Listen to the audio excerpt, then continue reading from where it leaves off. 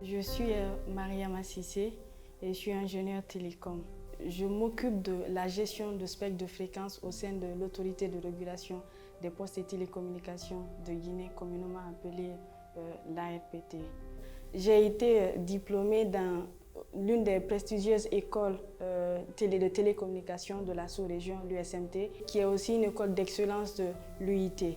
Et après l'obtention de mon diplôme, avec quelques amis, nous avons pensé à mettre en place une structure que nous avons appelée CESOTEC, le Centre de solutions de la technologie.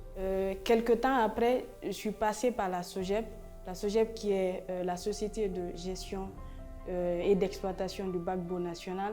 Ensuite, j'ai rejoint l'équipe de l'ARPT en 2021.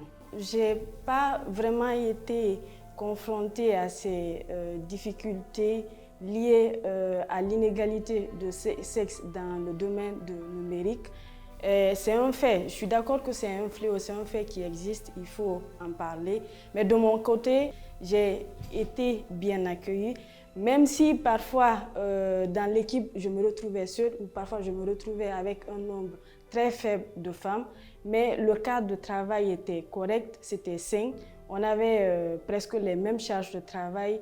Et on nous a mis dans cet environnement-là où on avait les mêmes chances d'accès aux postes de responsabilité que les hommes. Et ce qui a encore renforcé cette capacité de compétition et de pouvoir donner le meilleur de moi-même. À toutes ces femmes qui souhaitent faire carrière dans le secteur du numérique et les jeunes filles qui souhaitent suivre des formations d'ingénierie, je leur donnerai 3 conseils. Le premier conseil, c'est la confiance en soi.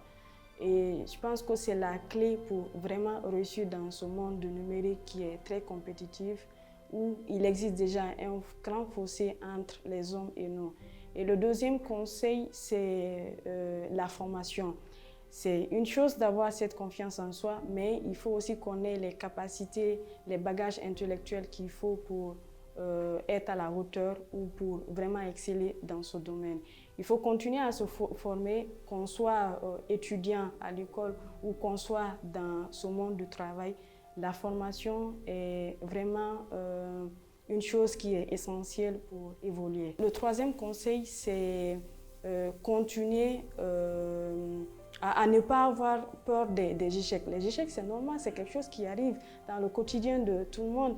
Il arrive parfois qu'on tombe, il faut savoir se relever et se dire que ce n'est que partie remise.